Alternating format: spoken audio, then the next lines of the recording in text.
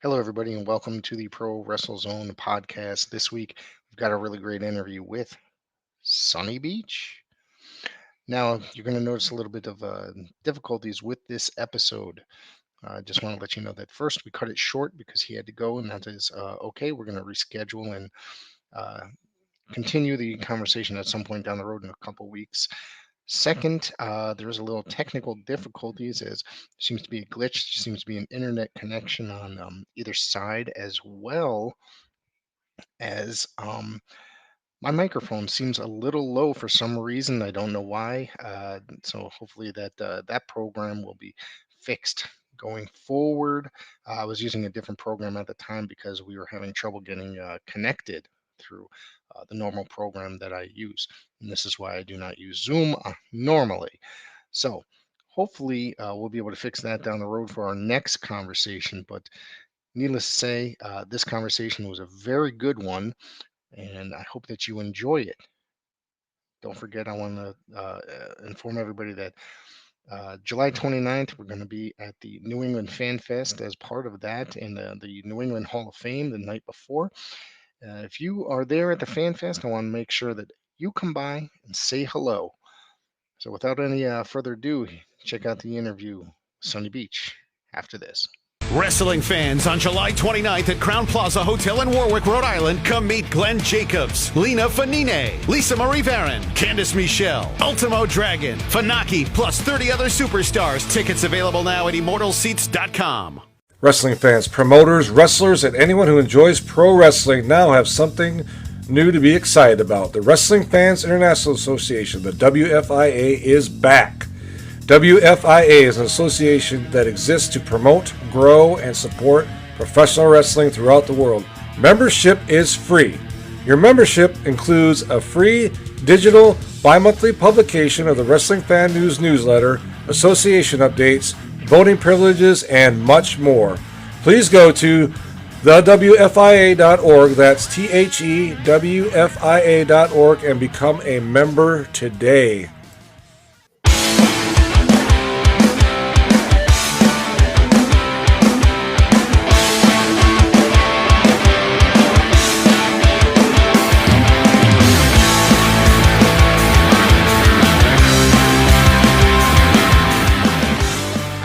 With Rick Allen, aka Sunny Beach, today. I want to say thank you for joining. I've been looking forward to this my pleasure.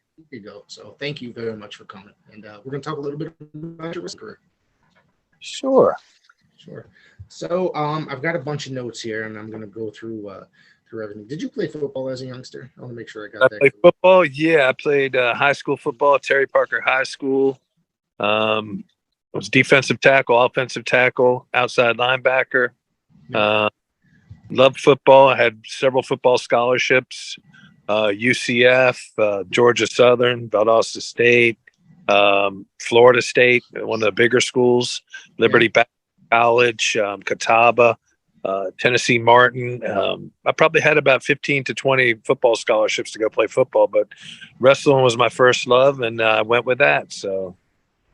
Well, I saw that you also wrestled amateur as well. Is that what influenced you to become a professional?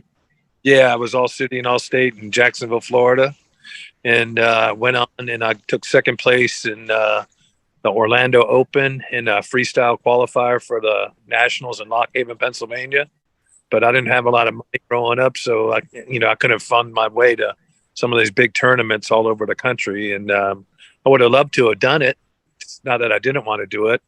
And I placed pretty high, in the top, 2 or 3 every time I would go to one of these tournaments. But, I always, always wanted to be a pro wrestler or a police officer. Those were the 2 things I wanted to do, be a policeman or a pro wrestler. And I knew at a young age when I first saw Dusty Rhodes on TV Saturday morning, Championship Wrestling in Florida, that that's what I wanted to do. That's amazing. So you credit him as being probably your main influence? He was one of my big influences, along with the Briscoe brothers, Mike Graham, Steve Kern, Kevin Sullivan, believe it or not, Boris Malenko. I mean, the great Malenko. I mean, I always gravitated to the heels, Terry and Dory Funk, Stan Hansen, a big influence in my life, a huge mentor. I got to do the movie No Holds Barred with Hulk Hogan, and Stan, me became great friends and still friends today. That's awesome. That's awesome. Let's see. Did you train you trained at Gleason's gym under Johnny Rods? Was that? No, I trained with Bobby Bold Eagle a little bit at Gleason's, but I broke in Florida in 1984. I don't know if you guys remember Jimmy Backlund. He helped break me in down in Jacksonville, Florida, with another person named Mike Thor. Mike Prather is his real name, but Mike Thor worked a lot with. He jobbed in WCW mostly. He dance talent down there, and he ran outlaw shows down in Florida and South Georgia and stuff. And that's how I broke into the business down in Florida, Plant City, Jacksonville. I did Valdosta, Georgia. This guy Grady Odom had Georgia All-Star Wrestling down there, and Ben Masters with Peach State Wrestling. Jerry Blackwell Southern Championship. I did the whole, Southern circuit, Florida, Georgia, a little bit in Alabama, Dothan, Alabama, little hick towns in Alabama I would work in, setting up the ring. I paid my dues. It wasn't like, it is today, where you get a big bodybuilder gym or a UFC fighter and you convert them into a pro wrestler, and they don't have to pay any dues or set up the ring or referee or wrestle a bear or anything like I used to have to.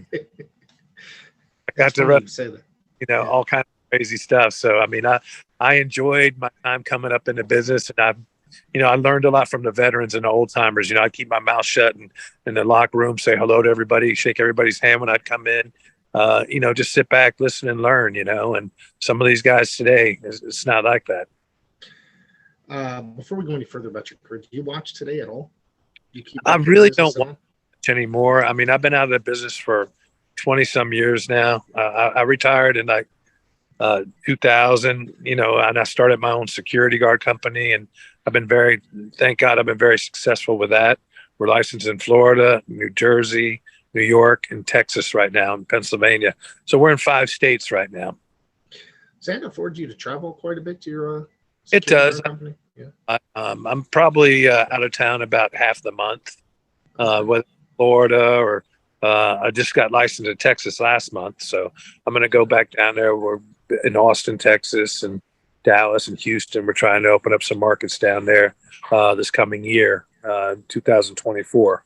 But we're just getting everything set up now, and we still have about 5 or 6 months of business planning and preparation before we actually start doing physical security in Texas. Wow, that's awesome. What kind of security do you do for? Security guard, uniform security guards, gated communities, special events, nightclubs, concerts, movies, any type of physical security, bodyguard work, active shooter. We do armed and unarmed training. Okay, wow. We have a security work, so yeah. I stay pretty busy. My son Austin helps me run the business too. So my company, awesome. American Protection Bureau. Right. I think I saw you post about that on your social media when you're getting going. I think a lot of shirts to the boys. They wear a lot of APB shirts. They say Strong Island, and a lot of the boys like wearing the shirts. They enjoy give out hats and shirts to all the guys when we do conventions and fundraisers and stuff like that, and just help give back and promote the business a little bit. You still do the convention circuit every now and again? Once in a while. I don't really like to get too oversaturated and stuff. And, I make my money with the security company, and most of the people have forgot about me with the wrestling, to be honest. I'll go to some conventions and maybe I'll sell 15, 20 pictures, 25 pictures, and I don't really bang people over the head, $30, $40, $50 a picture. Maybe I'll charge $20 maybe for an autograph sign or a photo of somebody, a combo for $30 or something. Because, I'm not looking to get rich off of people's, autographs.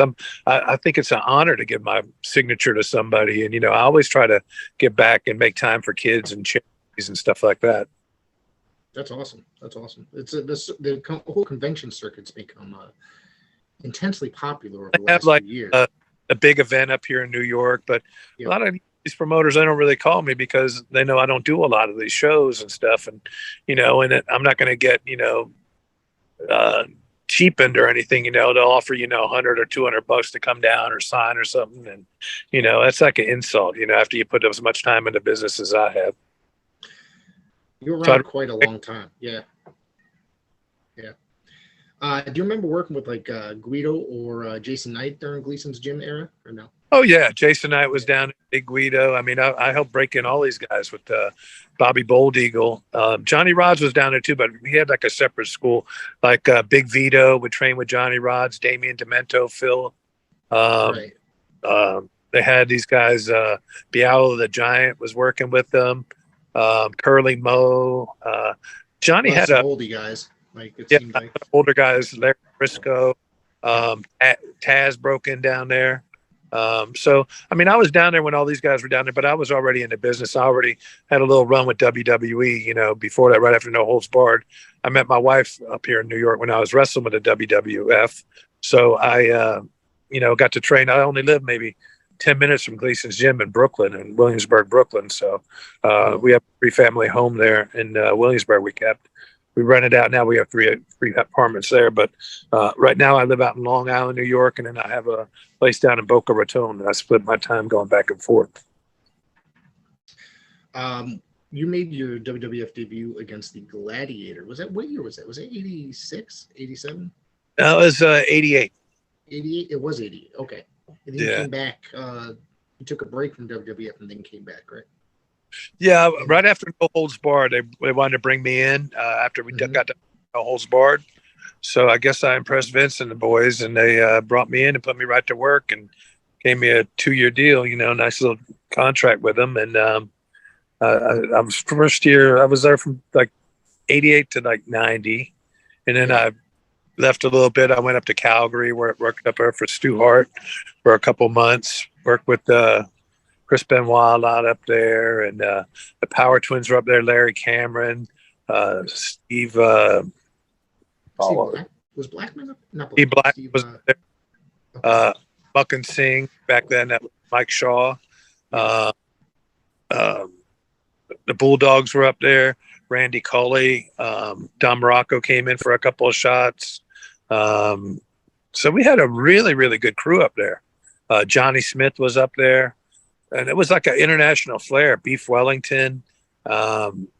We had just a really good crew up there. But I was from Jacksonville, Florida, and when I came up there, I was all tanned up and ready to go. And when I got there in January, it was like 30 below zero, and I stayed about 2 months up in Calgary, and I couldn't take it anymore. And the vans kept breaking down, and we stayed at this place called the York Hotel, and there was a strip club in the basement, and it was like just debauchery going on there. And thank God I wasn't married at the time, but it was a crazy, crazy place. And, you know, it was one of the last territories, you know, that was still really going pretty strong at the time.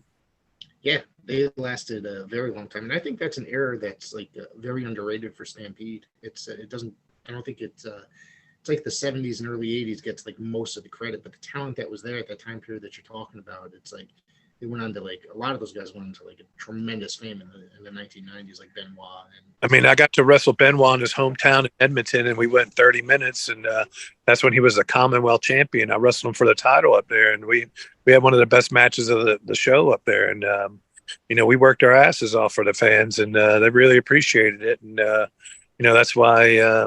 You know, they put me over pretty good up in Calgary when I was there. That's awesome. Was there any plans for you in WWF to do anything?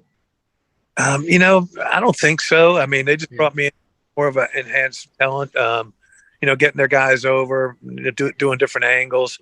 I got to work a lot of house shows, so I got to hone my craft a little bit. And they put me like Scott Casey, SD Jones, Lanny Poffo.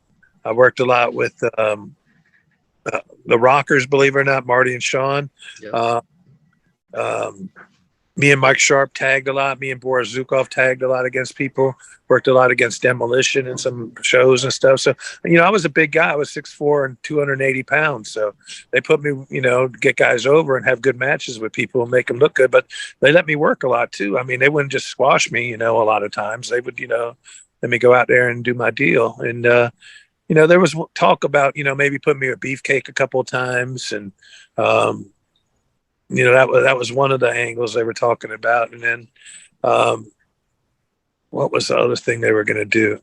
One of the conquistadors got hurt once, and they put me under the hood for a couple of weeks with, you know, Estrada. I think Mac Rivera got hurt, so Right. we were doing a program with the Rockers at the time, so it was pretty funny. I couldn't speak any Spanish, so it was hilarious. He'd speak to me in Spanish, and I would just see, and I would have Rockers just laughing the whole match. But it was a great learning experience with the WWF, and I got to make some really great lifelong friends. And too bad half of them aren't here with us today. That passed away. I was great friends with Hercules Hernandez. Got to travel a lot with him. Dino Bravo, Haku. I love traveling with Nikolai and Boris. Barry Horowitz is a very good friend of mine. I traveled with him a lot. So it was, I just made a lot of lifelong friends that I'm still friends with today, from WWF and from the movie No Holds Barred with Hogan and Glacier Ray Lloyd. He went to school in Valdosta, Georgia, and I was wrestling down there at the time. And I actually broke him into the business. Okay. And I got the No Holds Barred as an extra with us. And he stayed up in Atlanta when we were shooting and everything. But we've been lifelong friends. Ray came up to visit me a couple of weeks ago. He did a signing up here at Wrestling Universe in Queens, New York. And we went out for lunch and spent a day together. So we had a good time. Yeah, I go up there every so often. That's a very interesting story. If so I do want to ask you about No Holds Barred. How did that whole thing come up? I mean, I think it's pretty interesting. Yeah, I got a call. I was wrestling for Southern Championship Wrestling for Jerry Blackwell in Atlanta, and I got a call one day out of the blue. It was Pat Patterson, and he goes, "We'd like you to be in a movie, No Holds Barred with Hulk Hogan." And I thought he was ribbing me. I said, "Yeah, this is Pat Patterson." "Yeah, right." And he goes, "Serious. I'm calling you from Titan Sports." He goes, "And we'd like you to have a part in a fight scene in the movie." Because I was, relatively unknown, but, I had a good look, and it was a look that they haven't seen, the blonde spiked hair and all that. And they said, "We'd like you to wrestle with Joe the Duke in the movie. We're going to call you the short headbanger." I said, "Okay." So I said, "All right, just send me a ticket, and he got my address and everything." He goes, "I know you don't believe me." He goes, "Call me back at this number." And he gives me the number to Titan Sports. I call back and I said, "Can I speak to Pat Patterson?" They put me right in. He goes, "I told you it was me." I said, "Well, in this business, I get ribbed a lot." I said, so I apologized about 10 times to him. He goes, "Okay, let's get over that." He goes, let's just get you a ticket and get you up here to Atlanta and start filming next week." So that's what happened. And then they offered me a deal right afterwards and put me on the road with them. So it was great. I, got to train every day with Hogan, Tiny Lister, Zeus, me, Ray, Stan Hansen, Bill Eadie was up there. So, I mean, we all, hung out and got to go out to dinner. I had my first sushi dinner with Stan Hansen. He took me to a Japanese restaurant up in Atlanta, and we had sushi together, and he picked up the bill. And, the rest is history. He got me booked in Japan for All Japan Pro Wrestling. Went on 2 tours there. Me and Johnny Ace were attacked over there. And then me and Del Wilkes, a Patriot. So I had a lot of success in Japan when I was there. Thanks to Stan, all the guys we worked with over there. Yeah, Stan was huge in Japan. He's a wrestler, American wrestler, probably ever to go. And I mean, he is revered over there. He's like a god over there. That's him. Right battle. Yep. That's him right there with the AWA belt. That I got that picture. Oh yeah, up on my wall. Got burned gone. Yeah, AWA belt. Yep. And what fits of the belt? Ran it over with his truck. Yeah. Let's see. You wrestled Mick Foley, Cactus Jack, numerous times over the independent circuit and one of my Northeast. I love Mick. We both were starting out. We both been in the business about the same amount of time. He lived in Long Island, I lived in Brooklyn, and there was a promoter, Tommy D. And he goes, "I think you guys really, perfect match. You're a big baby face, Mick's a heel." He goes, and you're as big as him, and you could take it to him, and and you could dish it out like and give it and take it. And I said, "Yeah." I said, "Put me with him." So we had matches up and down the East Coast. Once we started working for Tommy D, other promoters started booking us, and then Herb Abrams booked us, and we were in Beach Brawl together down for Herb. And we probably wrestled 50, 60 times together, me and Mick, all over up and down the East Coast. Yeah, yeah. You guys had a legendary match at one point, I believe, or a legendary feud up and down the East Coast. Well, A lot pretty of much people talked about it. Yeah. legendary, whether it be a high school or a National Guard armory or a little arena somewhere. I mean, we'd fight up and down the stands. We go in concession stands. We fight outside the building. It didn't matter where we went, but we always had good matches. We had a few cage matches together and Staten Island and Brooklyn, and we wrestled feasts. We wrestled carnivals. We wrestled racetracks, Riverhead Raceway. Well, I think I wrestled Jules Strongbow that night. I think he wrestled somebody else, but we wrestled the NWF, maybe the you mentioned Jules no, Strongbow. I think that was Tommy D, and I think Mick co-promoted that for Long Island. I think Mick was booked that show at Riverhead Raceway. But I booked a couple of shows, and I had Mick on my shows. The Jewish Community Center, Staten Island, we had a sold-out show there, and really, really good matches and stuff. And I mean, we would put on shows like it was a WWF show. I mean, I had Paul Orndorff on some shows, Kamala. Me and Paul wrestled the Kamalas 1 and 2. We flew in Ben Peacock from Georgia, and Kamala won. So we had some really great shows. Lanny Poffel was on a lot of my shows. Greg Valentine, Bob Orton Jr., Conquistadors, Iron Mike Sharpe, Nikolai Volkov, Iron Sheik. I mean, we had just from top to bottom, they were great matches. The Power Twins. So we really did some good shows up here and throughout the tri-state area.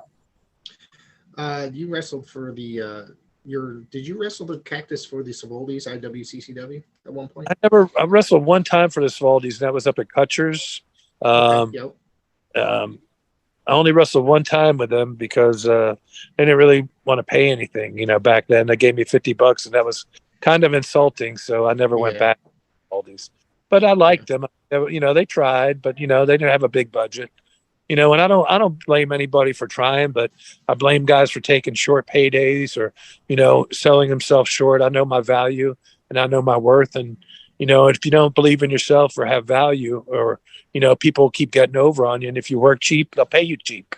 And, when you're wrestling main events with Mick Foley or a King Kong Bundy or a Hercules or somebody like that, you want to be on the upper end of the pay scale, Right. Some of these promoters, they just didn't, agree with that, or they lied to you, or they'd short pay you, or they bounce checks to you. So, they do it once or twice, once maybe it could happen, but do it again, and if you allow it to happen again, then, you're selling yourself short. And I never did that. I mean, I knew my worth and I knew my value, and I still know my worth and value. That's why I don't do a lot of these shows and I don't sell myself short. So. Understandable. Yeah. You mentioned teaming with Mike Sharpe quite a bit earlier in the conversation. Now, I watched in preparation for the show. I went back and watched a bunch of footage of yours, and I caught you and him against Paul Roma and Jim Powers. Do you remember working those guys? Yeah, I used to love working against Jim and Paul Roma. I wrestled Paul once at the Nassau Coliseum in the singles, and we had a good match there. I wrestled the Young Stallions several times. Me and Boris and Mike Sharpe wrestled them a lot. Me and Lanny Poffo. I mean, they would put us together with, them, and they tried to get them over a lot, and they got over to some degree. I mean, they had great bodies, and WWF liked them and stuff, but they never really got that, big push, They were, I think they didn't get along is what it was. They had two different personalities.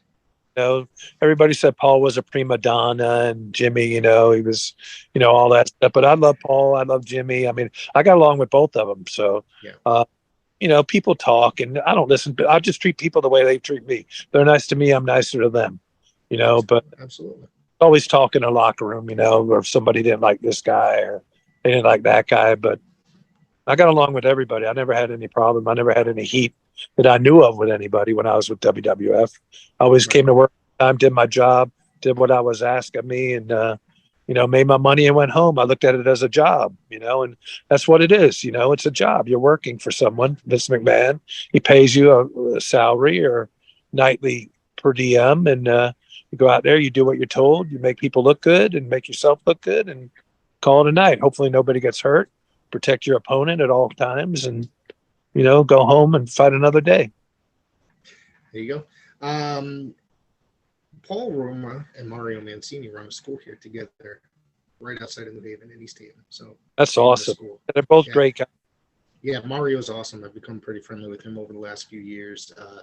I wasn't really around a lot, when I was with the WWE. I mean, we would see each other maybe at a couple of TV tapings here and there, but we were coming from all over the place. Back when I was with WWF, I was on the road a lot, so we'd go to different towns and do TVs, a couple of tapings a month, and then we'd see at TV tapings. You'd have probably 200 boys there, and all of a sudden, go back to your town. You got A, B, and C team. Well, back then we were running 3 shows a night with WWF.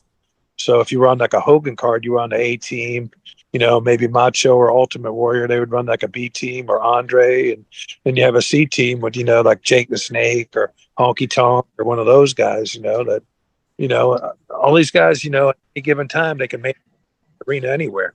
So, I mean, the Rockers would be on one show, Demolition would be on another show, maybe the Road Warriors would be on a show or something. So Heart Foundation, Bulldogs, Rougeos, Killer Bees. We had such great talent back then. It was awesome. I was thinking about what you just said. Now, with the A, B, and C, now it's just like that's the caliber of talent that they had. That nothing was necessarily going to be like a bad show. Like I remember seeing, I guess it'd be considered maybe a B or C town. A B or C town would be a high school or a small college or something like that, or a national. Then you had your mid-size arenas, from anywhere from between 3 to 8,000, maybe 10,000. Then you have your big arenas like Madison Square Garden, 15 to 20,000, or Denver or Houston Summit or Rosemont Horizon in Chicago or Indianapolis Market Square Arena, Tampa the Sun Dome. So we would go fly all over the country and then all over Canada, Calgary, Montreal, everywhere. And then we started going overseas. I wrestled in England a few times with the WWE, Manchester, London Arena, Sky Channel America. I mean, Sky Channel. We go there for, a 2-week tour and stuff. And I was tagging with Nikolai a lot over there against some of the British boys, because whenever you go to England, you have to use a couple of English guys too on the show to make it up, so. But I got to travel the world with these guys, and I loved every minute of it. Let's see. Where else did you work with them outside of it? Did you travel international? Did you work Japan with them at all, or no? With WWF, or did you go there just for All Japan? For Giant Baba, I would go over there for Baba. Stan Hansen got booked over there in '91. My first tour was for the World Tag League Championships, and they put me and Johnny Ace together over there. And then my second tour was the Summer Action Series. Me and Del Wilkes, the Patriot, were a tag team over there.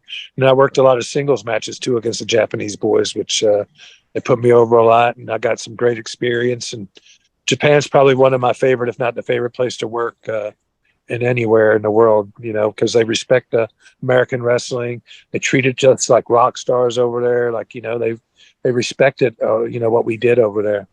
There wasn't jobbers over there. It was just, workers, the worker. It's treated like a sport, the sport that it is. And, it's like there's media coverage. Yeah. I love the Japanese style because I used to do a lot of amateur wrestling as a kid.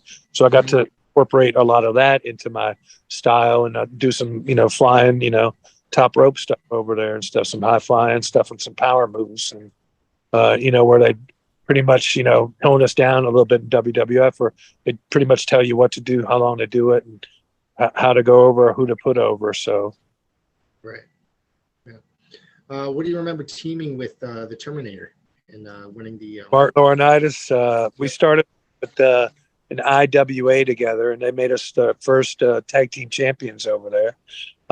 We worked a lot down in Florida, a lot of TV tapings there, and then Mark had a partner that he would work with a lot in Florida, Al Green, and they were the Terminators down there. Right. So it kind of squeezed me out a little bit, but I was working all over the country anyway, and I couldn't really commit to IWA, and they weren't really doing a lot of shows at the time. They would do maybe one TV taping every 2 months or 3 months. So they didn't really have the funding, but they were on Sports Channel.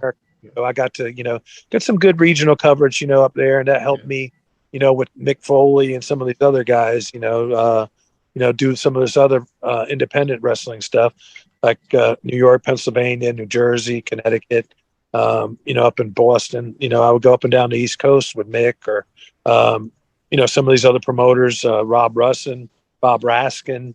I went down on several overseas tours with them. We went to Poland. We went to Austria. We went all over the place, to Europe, so Germany. So I got to do a lot of that stuff.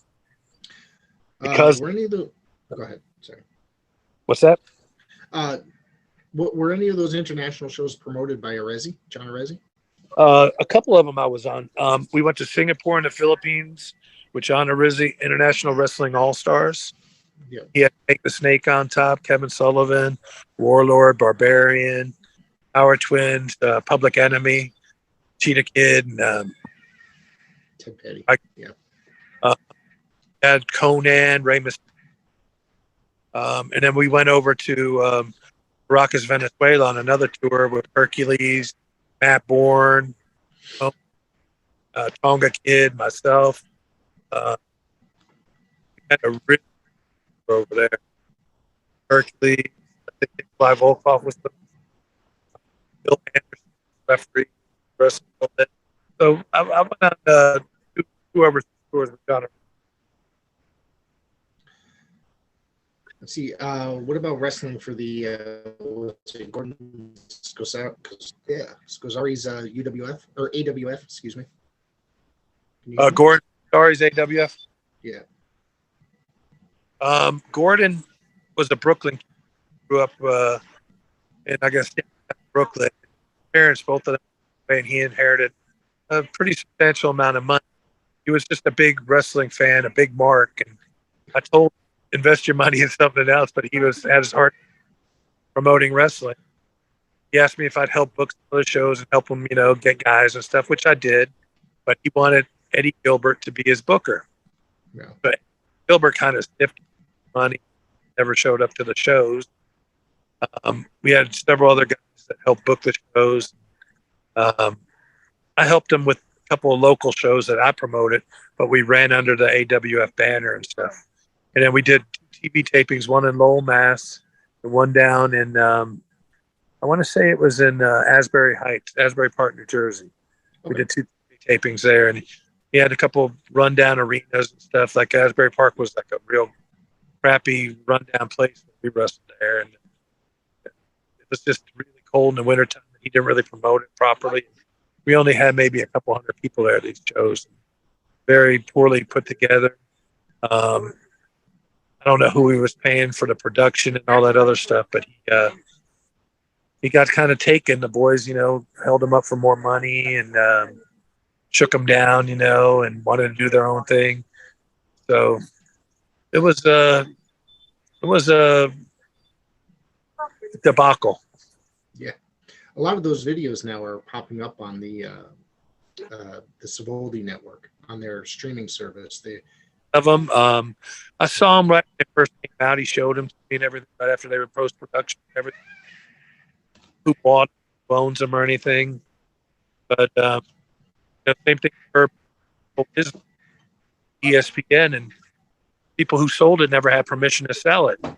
Albert, I think it was Gene Okerlund. So they, might be some litigation going on with that. And but I don't know about Gordon's library, who owned or what went on with it. But I've only seen maybe the tapes twice, 20 years. I recently spoke with Al Burke, actually. Sat down with him and spoke with him a couple of weeks back. I don't know if you... I mean, I wrestled Al at Blackjack Brawl out in... he was managed by Missy Hyatt. And I guess I won the MGM... TV championship out there at the time for UWF, because Herb was big into belts and they wanted everybody to have a belt at these pay-per-views. So not only was that UWF tag team great, wild. I guess that was the last one. Well, I wrestled Al at Blackjack Roll out MGM Grand for pay-per-view. He was managed by Hyatt. Yep. But then I used to see Al at WWF tape. He was enhancement talent like I was.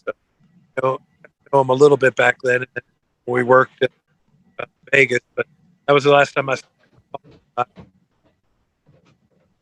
But from what I heard after Herb went and he took the library or whatever, and I don't think he had any rights. I heard, because I'm very good friendly with Simon, who was Herb's first cousin. And, he represented the family. Herb passed away for his sister, and supposedly he had no rights to selling anything to Herb's or anything like that. How I heard it was that he found all the video footage in a storage locker after Herb's death and just claimed the rights. That's what I heard. I don't know. Finding it and owning it are different things. Right.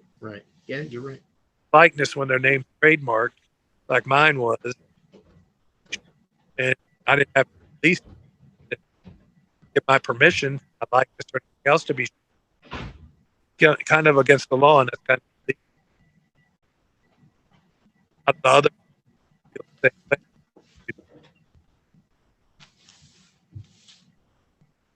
Shouldn't be one person profits off of all the hard work. I mean, if they sold it to ESPN, everybody should have got a pie, not first or two people that found tapes in storage legally.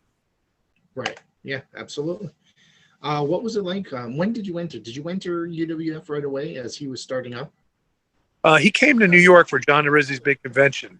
Correct. Yep. Recruited me from the convention there with myself, Mick Foley, the Power Twin. He came looking for talent in New York. Bruno Martino told him, "Hey, got this." Back then it was Sandy, but Sunny. But there was a DJ in Florida that had the name Sandy Beach, and he owned the trademark, so I had to change the name when I was with the WWF. Changed it to Sunny Beach, and they were okay. You were put with Wild Thing Steve Ray, right, as a tag team, Wet and Wild. How do you feel about teaming with Steve Ray and being a part of that? You guys feuded with guys like the Blackhearts and the Power Twins. Blackheart of Tom Nash and Gangrel, Dave Heath, great guys. Luna, we had some great matches. Power Twin, I knew them in Calgary when I was up there. They got me into bouncing up in New York, and we worked together, a lot of nightclubs together throughout the years. They're living in Las Vegas, doing their acting, whatever else they do out there. Tearing up the buffets, sure. But they're a great group of guys. I mean, I got along great with all of them. But Steve Ray, he was out from Kansas City. He trained out there with Harley Race, a couple other guys out there, and I think Bulldog Bob Brown. I forgot Mike George, I think, was out there. So he trained a lot out in Kansas. He made his way up the ranks pretty good out there in Central States. Then Herb saw him, and Herb took a liking to him, and he gave him a big push. And I guess him and Herb fell out a little bit after some of the matches, and I don't think Steve got paid for some of the stuff he did too for Herb. And I guess they made up, before he died and stuff. But Steve was a good talent. I mean, we got along great. We had some good matches together. He had a different style than I did, and we just kind of went our separate ways after WWF, after Herb passed away. We did reunite for that Dark Side of the Ring about the Herb Abrams. We did that. He came over to my house. We had lunch, dinner together and stuff. And, we connected. We still stay in touch a little bit today. Did you now? Did Herb allow you to book shows on using the UWF name? That was a story that I heard. Yeah, I used to book shows. My shows, I would put more shows, but I had to stop doing that because you would want to film the shows and all that stuff, and I wasn't getting compensated. And I was spending my money to promote these shows. Herb was through that, which I didn't mind. I wanted him to eat, and I believed in him a lot. But and he used a lot of his own money too. People think that he got money from all over the place, which he did. But he got money from Sports Channel America and everything too. But he squandered that money, and everything, Dark Side of the Ring said was pretty true. He had an addiction to cocaine and girls and stuff, and he liked to party. And like Brian Blair said, he left this world doing what he liked to do, cocaine and hookers. But he if you like to be with women, like to have sex, like drugs, so be it. I don't judge anybody. It's your life. You got to be accountable for your actions. And he definitely needed some help with his addictions. I tried to help him, but I'm a family man first and foremost. So I wasn't around a lot of that partying stuff that he was doing, so I didn't know to the extent how he was partying or what he was doing. Right.